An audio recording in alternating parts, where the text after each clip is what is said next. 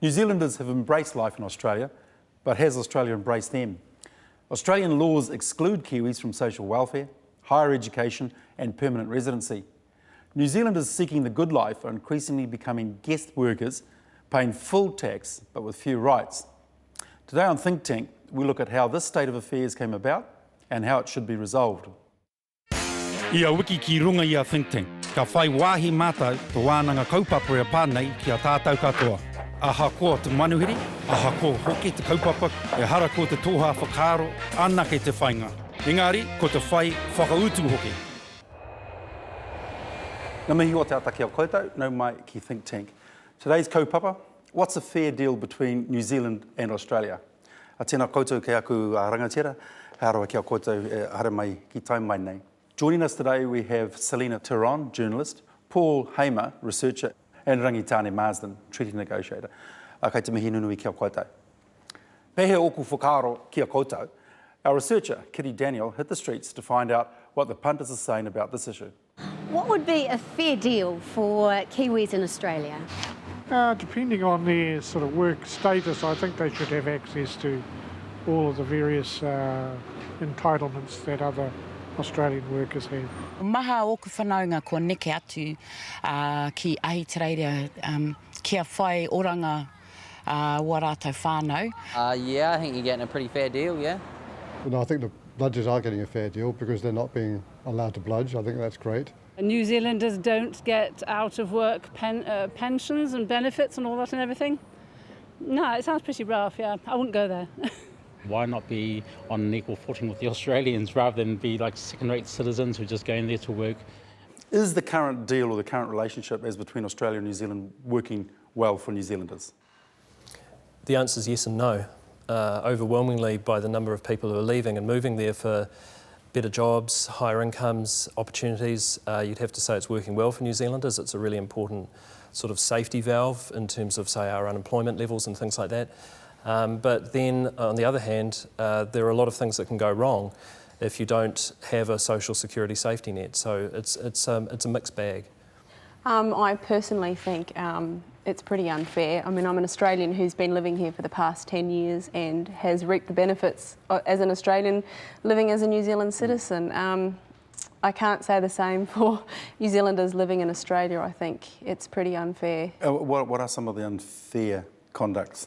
Well, the fact that, you know, they can't access social security if anything does go wrong. Their children can't get a student loan to go on to tertiary education, and they can't get a government internship if their children at the end of Year 12 would like to further their studies within the government. So as an Australian citizen living here, I could have access to all those things after being here for 2 years, whereas the same isn't so for New Zealanders living in Australia. What's your cop on it? I think there's pros and cons. I think what's currently now is that the economic environment in Australia is changing, and as a result of that we're going to see more of a necessity for those who went to Australia in most recent years and are falling on hard times and are suddenly discovering that they're not eligible for supports. And I think it's a trap that many of them gone over there chasing the money but not realising what the pitfalls are when there is no money to be chased. The argument could be that we are a fully paid training institution for Australia at no expense to Australia. And so a lot of Kiwis that are going across there are skilled, whether they're skilled truck drivers or whether they're skilled in the mines or whether they're skilled in the construction and just so on and so forth. So there's a net significant benefit on our immigration side. What do you say to that? You're right. Australia receives New Zealanders who are well trained by and large. They have a very high labour force participation rate. There tend to be young adult people who've had an education already. Australia doesn't need to train them. I think overall Australia does very well out of it. So I mean the prospect, for example, of Australia closing the border or putting in some kind of visa requirement for anyone to actually move to Australia at all, I think is quite remote. So I think it works quite well for Australia at the moment, and I think politically it works well for them too to keep things the way they are, rather than be seen to be softening up. So we're sort of very friendly and we get caught up in this Anzac myth, don't you think?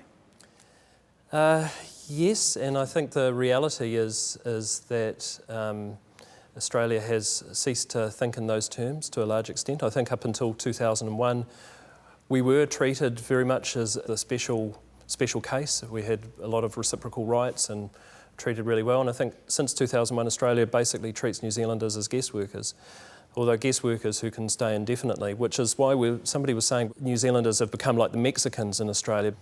Well, you know, to what extent are we caught in this difficulty of our geography? The biggest export destination is Australia. So do we have to just acknowledge that sooner or later we're just going to become a feeder colony or something along those lines? I hope not. The closer economic strategy was a good thing in terms of both sides benefiting, and the reciprocal arrangements that should have fallen out of that equally. We're good intentions, but we're now finding that that's not the case at all. And I agree with what Paul's saying. We are, to some degree, becoming the Mexicans in Australia. The idea is that we're wandering over there for a large number of years, paying lots of taxpayer dollars, buying houses and settling into that country, but you're still, to some degree, not recognised as a citizen of Australia. And I think that needs to be challenged. Yeah, I think it is. Personally, I think it's unfair, but then I think we've got to remember that this only affects like people that are wanting to go on the unemployment benefit or a youth or sickness allowance, people that are wanting to send their kids to tertiary education and access student loans, or people that are wanting to do government internships or unforeseen issues that might happen with having a flood or something like that. But it's a big list of onlys though, isn't it? It is, and I'm not saying it's fair, but I'm saying New Zealanders that are prepared to go to Australia and prepared to work hard and have a job, then they're going to be okay. I mean, they can access Medicare, which is the healthcare equivalent in Australia. But yeah, it's not fair, and I do think something needs to be done. But it is a percentage of New Zealanders that it's going to affect. It's not going to affect every New Zealander going over there. It's starting to sound like we are Mexicans, and illegal ones, and so that's a stretch. But what do you say to that? It's not an overwhelming issue about all these perhaps brown Mexicans going to Australia and overloading the welfare system. I agree totally with what you said right at the very beginning. They went there to work, they didn't go there for benefits. And what they're now doing is falling on hard times as things have changed. And so the law needs to change or evolve to accommodate those changes, because if they don't, you're going to have a whole lot of people trapped in Australia with nothing to do, no supports. And where does that ultimately lead to? Yeah, criminal justice system. Exactly. So we've got problems there.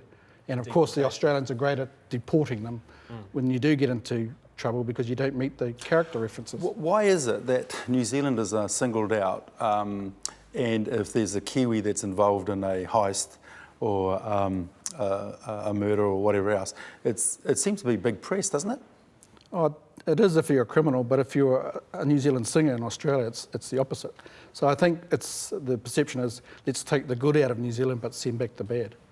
And I agree that... But wouldn't that be the same here? Like if you got Australian criminals coming over here committing crimes, I'm sure New Zealand wouldn't want to house them. They'd send them back to Australia, wouldn't they? Yeah, that's true, but the issue is that we've got a brand in Australia that is always deemed to be creating either we're dole bludgers or we're criminals. Well, you're not now, are you? Yeah, well...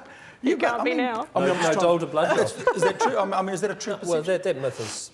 I mean, to the extent it persists, it's based on nothing. I mean, the idea of the Māori dole bludger in Bondi should have evaporated a long time ago, because Bondi is very, very expensive. Yeah. Well, in the 80s, I think a lot of people got pushed out of there by rising rents. So, I mean, but in this issue is fundamentally, I think it's a human rights issue. If it's constantly repeated in Australian society that New Zealanders are temporary residents, then they will start to be treated in different ways by Australians.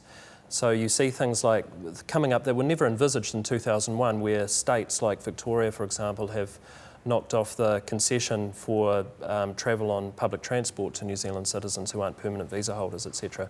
You see the odd case of somebody being denied insurance cover because they're not a citizen or permanent visa holder. So I think we have to guard against this, because you don't know where it's going to lead, and you don't know who's going to try and take advantage of it and say, well, you're just temporary, so we can do these things. So that's one concern I'd have. I know it sounds like a beat up on Australia, but we're just trying to size the... That's okay, I can handle it. No, but it's just trying to size the problem, if you know what I mean. Well, it's a huge problem. Yeah, I mean, it's huge. Yeah, true. You know, and it's unfair. I personally think it is really unfair. Yeah, no, okay, you're sounding like John Howard to the Abbos now. I think this. But kua rahi tēnā mō tēnei wā. Kati ake, we'll be back with more on what's a fair deal between New Zealand and Australia after this break. Kei tū atu I ngā whakatairanga, ka nuku whakamua ta whai utu mō ēnei toi mahatanga. Me pēhe hoki ta whakamahi. You could take out Australian citizenship, but that comes with its own complications. Or two, you could just not go to Australia.